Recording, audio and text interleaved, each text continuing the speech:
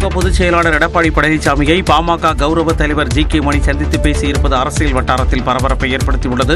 சேலம் நெடுஞ்சாலை நகரில் உள்ள இல்லத்தில் எடப்பாடி பழனிசாமியை பாமக கௌரவ தலைவர் ஜி.கே. மணி மற்றும் அவரது மகன் தமிழ்குமரனும் கடந்த 17ஆம் தேதி சந்தித்து பேசினர். அப்போது ஜி.கே. மணி தனது உறவினர் இல்ல திருமண விழா அழைப்பிதழை எடப்பாடி பழனிசாமியிடம் வழங்கினார். வரும் ஜூன் மாதத்தில் பாமக தலைவர் அன்புமணி ராமதாஸின் மாநிலங்களவை உறுப்பினர் பதவி முடிவடைய உள்ள நிலையில் எடப்பாடி பழனிசாமியை ஜி.கே. மணி சந்தித்து பேசியுள்ளார்.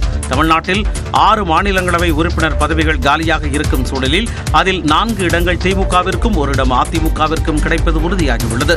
மற்றொரு மாநிலங்களவை உறுப்பினர் பதவியை அதிமுக, பாஜக, பாமக கட்சிகள் இணைந்து பெற முடியும் என்ற நிலையில் ஜி.கே. மணி எடப்பாடி பழனிசாமி சந்திப்பு அரசியல் வட்டாரத்தில் முக்கியத்துவம் வாய்ந்ததாக பார்க்கப்படுகிறது. தாம் சிபிஎஸ்இ பள்ளி ஏதும் நடத்தவில்லை என தமிழக பாஜக தலைவர் அண்ணாமலையின் விமர்சனத்திற்கு விசிக தலைவர் திருமாவளவன் பதிலளித்துள்ளார். சென்னையில் செய்தியாளர்களிடம் பேசிய அவர் அண்ணாமலை நாகரிகமாக பேச மறுப்பதாக தெரிவித்தார். நிறுவனம் பள்ளி நடத்துவதற்கு அனுமதி கேட்டிருக்கிறார்கள், அவ்வளவுதான். அது இன்னும் அப்ரூவல் வாங்கல, அதுக்கு இன்னும் கிளாஸ் ஸ்டார்ட் ஆகல, ஒரே ஒரு ஸ்டூடெண்ட் கூட இன்னும் வந்து சேரல, ஒரு ஃபர்ஸ்ட் ஸ்டாண்டர்ட் கூட அங்கே கிடையாது, ஒரு மாணவர் கூட அங்கே சேரல. ஒரு அனௌன்ஸ்மெண்ட் வந்திருக்க அது ஒரு அந்த இடம் எங்களுடைய இடங்கிறதுனால என்னுடைய பெயரை நாகரிக அணுகுமுறை என்பதை முற்றாக தவிர்த்துவிட்டு யாரையும் எப்படியும் விமர்சிக்கலாம் என்கிற ஒரு நிலைப்பாட்டை எடுத்து அவர் அரசியல் செய்கிறார். தொடர்ந்து பேசிய அவர் என்னை ஏன் ஹிந்திவாலாவாக மாற்ற முயற்சிக்கிறாய் எனவும் கேள்வி எழுப்பினார்.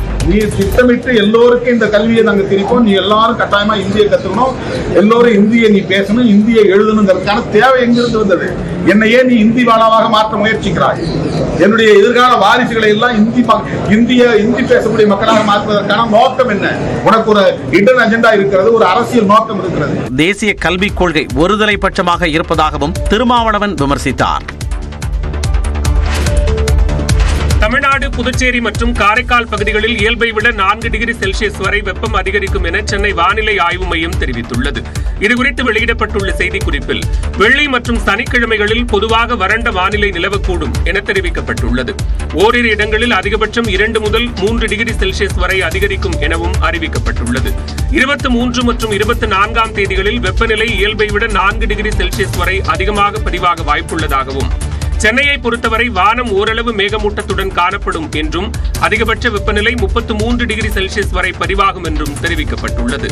தமிழ்நாட்டில் அதிகபட்சமாக கரூர், பரமத்தியில் 98 டிகிரி ஃபாரன்ஹீட் அளவுக்கு வெப்பம் பதிவானது. அதிகாரத்தை அடைவதற்கு ஆங்கிலம் முக்கிய ஆயுதம் என்றும், ஆனால் தலித்துகள், ஏழைகள் அதனை கற்கக்கூடாது என்று RSSம் பாஜகவும் தடுப்பதாகவும் மக்களவை எதிர்க்கட்சித் தலைவர் ராகுல் காந்தி குற்றம் சாட்டியுள்ளார். ரேபரேலி தொகுதி எம்பியான ராகுல் காந்தி தனது தொகுதிக்குட்பட்ட பர்கட் சௌரகா பகுதியில் உள்ள விடுதியில் தங்கி படித்து வரும் தலித் மாணவர்களுடன் கலந்துரையாடினார். அப்போது பேசிய அவர் யாரும் ஆங்கிலம் கற்கக்கூடாது என்று பாஜக மற்றும் RSS அமைப்பினர் கூறி வருவதாக தெரிவித்தார். ஆனால் ஆங்கில மொழி என்பது ஆயுதம் என்றும் அதனை கற்றால் தமிழ்நாடு, ஜப்பான், மும்பை என உலகில் எந்த நகரில் உள்ள நிறுவனங்களிலும் பணிபுரியலாம் என்றும் ராகுல் காந்தி தெரிவித்தார்.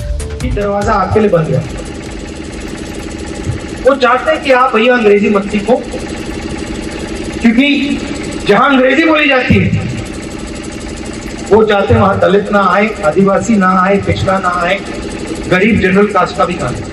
அரசியலமைப்பு சட்டத்தின் மூலம் தலித்துகளுக்கு அதிகாரம் வழங்கியவர் அம்பேத்கர் என்று கூறிய ராகுல் காந்தி நாட்டில் தற்போது அரசியலமைப்பின் குரல் நசுக்கப்படுவதாகவும் வேதனை தெரிவித்தார்.